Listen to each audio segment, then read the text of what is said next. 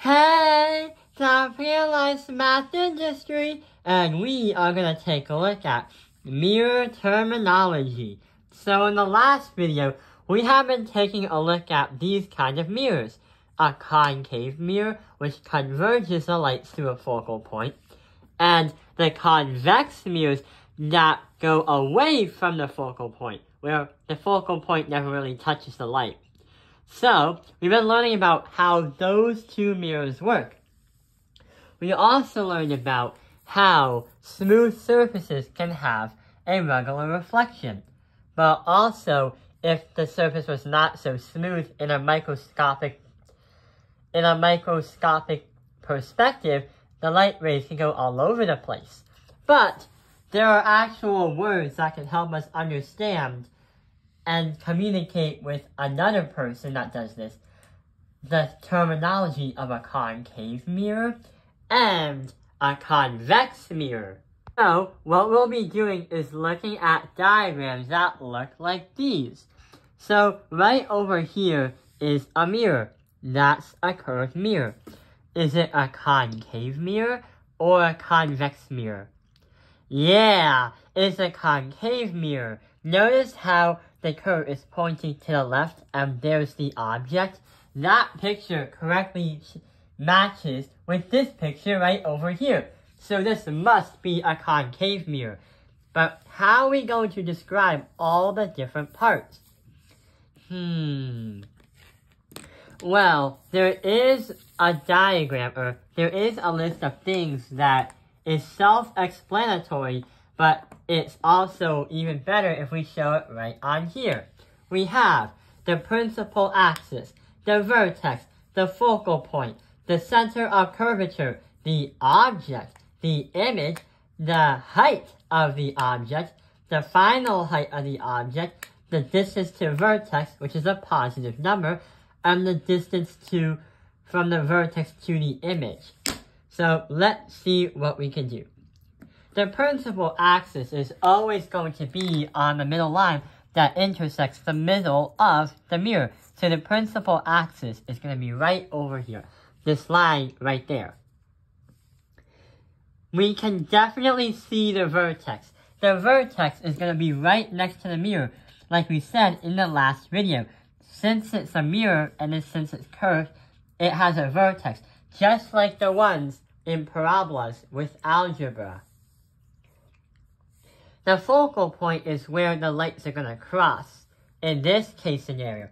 So we can say the focal point is right over here. The center of curvature is going to be just behind the focal point, which is to the mirror. The object is pretty much, the objective of what we're trying to look at. That right there is a candle that's lit.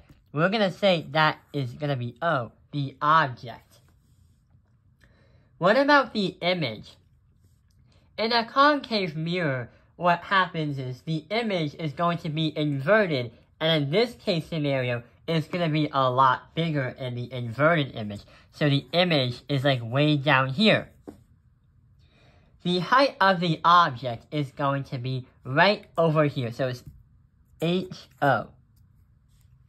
The final height of the object is going to be right here. Or should I say HI? Hi! The distance to the vertex.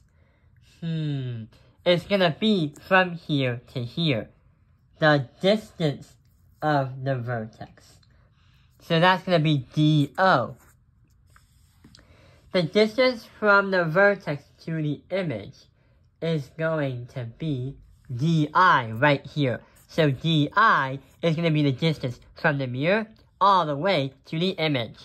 So yeah, that's how we can label all the different parts of these into a concave mirror. But what about the next diagram? So this one right here is a little bit different than the last one. This one, what is it? Is it a concave mirror or a convex mirror? Well, since the mirror is pointed in the other direction, and since light is always going to be pictured going from the left to the right, this is going to be a convex mirror, which matches the same diagram as this one right over here. But how are we going to label it with these words right over here? Well, here's what happens. We can definitely understand that the principal axis is always going to be that line that strikes through the middle. Sounds easy. We could also find the vertex, which is going to be right over here, right in front of the convex mirror. What about the focal point? The focal point is going to be right behind it. The center, or the center of curvature, is going to be right over here, which is already labeled. The object, easy peasy. We see that the object is right here. The image is going to be right above there. But why is it over there? It's going to be the opposite of a concave mirror. The height of the object is going to be from here to here, and that's going to be HO. The final height of the object is going to be right here, so it's HI. Hi! The distance to the vertex. How are we going to measure the distance to the vertex? Well, in this case scenario, we go from the real image, we go to this one right here, to the vertex. So this is DO, the distance to the vertex. And the distance from the vertex to the image is going to be right around here. So it's going to be DI.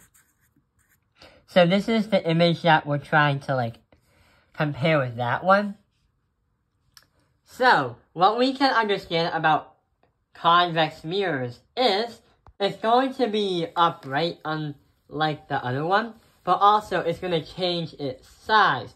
And in this case scenario, since this one right here is the real image, the one on the right, as you look in the mirror, would look smaller than the actual thing. That's why the focal point is making it seem like light is hitting it. But light rays are bouncing off the mirror, so you'll never really touch the focal point, but the lines will help you guide where those lights are going to go. The convex mirror is easily known for catching criminals, like if you see them at the department store or at a prison.